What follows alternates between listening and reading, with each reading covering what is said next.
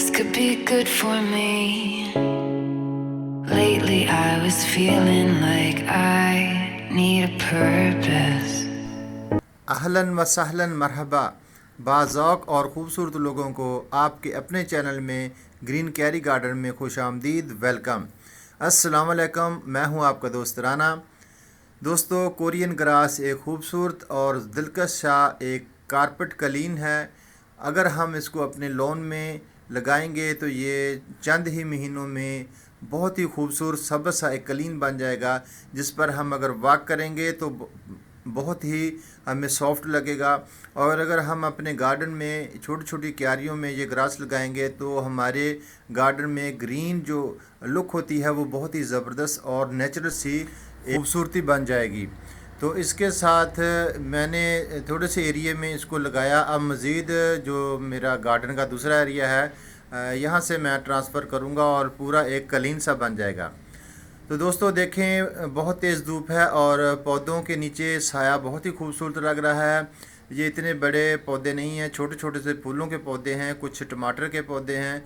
तो इनके नीचे साया एक बहुत ही ज़बरदस्त लुक दे रहा है और इसमें ग्रास जो है वो वाकई ही दिल को भला और अच्छा लगने वाला एक लुक है।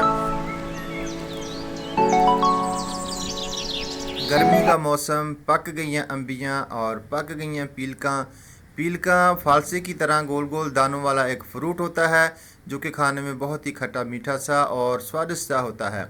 तो इसके साथ देखें बहुत सारे फूलों के पौधे और बहुत ही खूबसूरत सा एक लुक दे रहे हैं। मसवरी आइस प्लांट खूबसूरत और रंग बिरंगे फूलों वाला पौधा है और इस पर बहुत ही अच्छे से दिलकश से फूल खिलते हैं। ये आखिरी पौधा है, इंशाल्लाह नेक्स्ट ईयर हम बहुत सारे फूल देखेंगे। ओनियन, इंग्लिश में इसको ओनियन कहते हैं, उर्दू में प्याज और पंजाबी में इसको कहते हैं वसल यानी गंडा।